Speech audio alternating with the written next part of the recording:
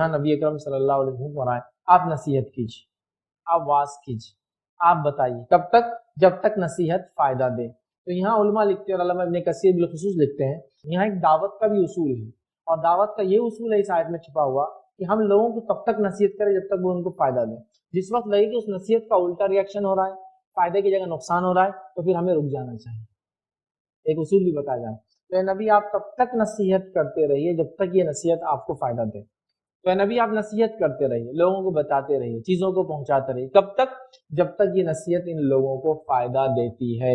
جب یہ سرکشی میں بڑھ جائے، آپ کو نقصان دے، نصیحت کا فائدہ نہ اٹھائے، تو آپ پھر خاموشی اختیار کر لیجیے۔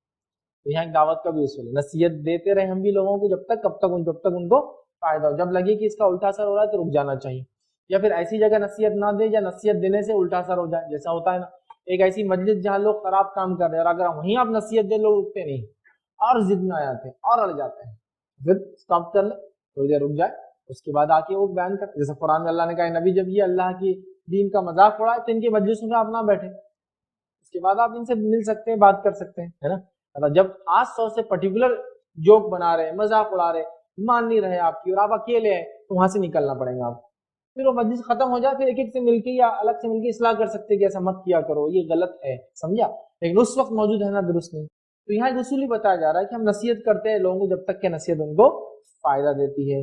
آگے فرمایا یذکر من یخشی، ڈرنے والا تو نصیحت لے گا جو اللہ سے ڈرتا ہے، جو آخرت سے ڈرتا ہے، جس کے دل میں خشیت الہی ہو، وہ یقیناً وہ تو اس نصیحت کو لیں گا ہی۔ تو آپ نصیحت کرتے رہیے جب تک یہ لوگ نصیحت لیتے ہیں، جس کے دل میں ڈر ہے وہ نصیحت کو حاصل کر لیں گا، ٹھیک ہے۔ تو ظاہر سی بات یہ پتہ چلا ہدایت وہی لوگ حاصل کرتے جن کے اندر خشیت الہی ہوتی ہے۔